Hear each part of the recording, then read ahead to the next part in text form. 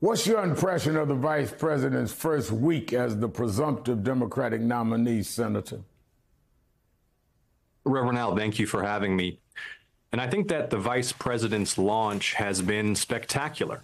It's exceeded my expectations, and my expectations were high. She rapidly united the Democratic Party behind her candidacy, seized the momentum in this head-to-head race against former President Trump, and she's electrifying volunteers and grassroots Democrats across the country. She's put Georgia in play. We now have a statistical tie in Georgia. And you know, Reverend Al, that for years, Georgia has been, and it will remain, a key battleground state. Our two Senate runoff victories in January of 2021 were essential to unlocking the opportunity to make a real difference legislatively by gaining the Senate majority. The president won here in 2020, and I think the vice president's prospects in Georgia are excellent.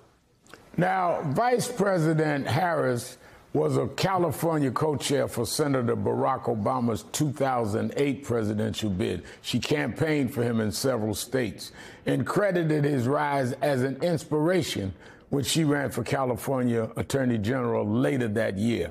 This week, Barack and Michelle Obama endorsed Harris for president. That moment captured in a video in which Harris thanked the former president and first lady for their support over the years, teasing joint campaign appearances in the coming months.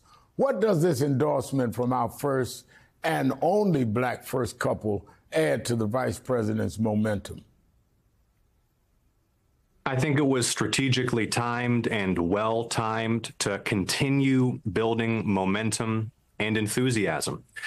And it speaks to this extraordinary, groundbreaking, and historic opportunity that we have to break a glass ceiling in American politics and American history that I think many just a few years ago would have thought inconceivable. The opportunity to see the first black woman behind the resolute desk in the Oval Office. It's an opportunity that I can assure you is going to mobilize massive turnout and volunteer enthusiasm in the state of Georgia and across the country. Now take a listen to what former President Trump had to say about the vice president last night. She was a bum 3 weeks ago. She was a bum. A failed vice president and a failed administration. Now, earlier this week, Senator, House Republicans literally had to hold a closed-door meeting instructing their members to refrain from attacking Vice President Harris over her race or gender, after several members did exactly that after her candidacy were announced, with the common refrain being that the former state and urban prosecutor, U.S. Senator, and sitting vice president is a so-called DEI hire. How do you think voters will react to these kinds of attacks on Harris from Trump and his allies if they continue?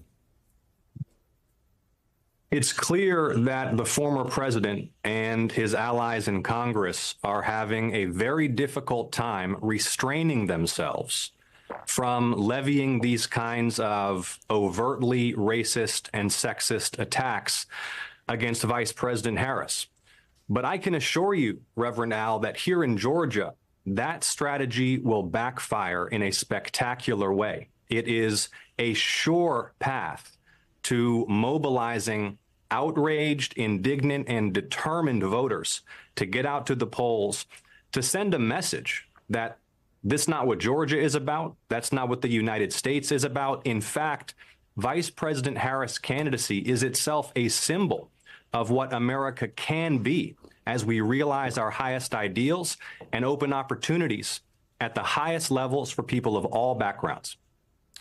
Georgia was key for President Biden's 2020 success, but recent polling showed him trailing Donald Trump in the Peach State ahead of November. New reporting suggests that Vice President Harris's entrance into the race has already narrowed Trump's lead in Georgia and re-energized demoralized Democrats in the state.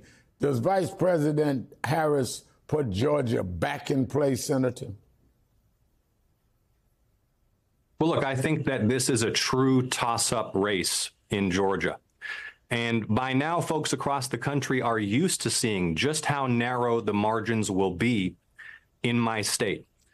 The vice president will be here on Tuesday. We've seen thousands and thousands of volunteer signups here in Georgia just over the past few days. I expect her to win Georgia. It's going to take a mighty effort, the kind of effort that we summoned here in Georgia, to deliver the state for President Biden in November of 2020 and to win those two historic Senate runoff victories in 2021.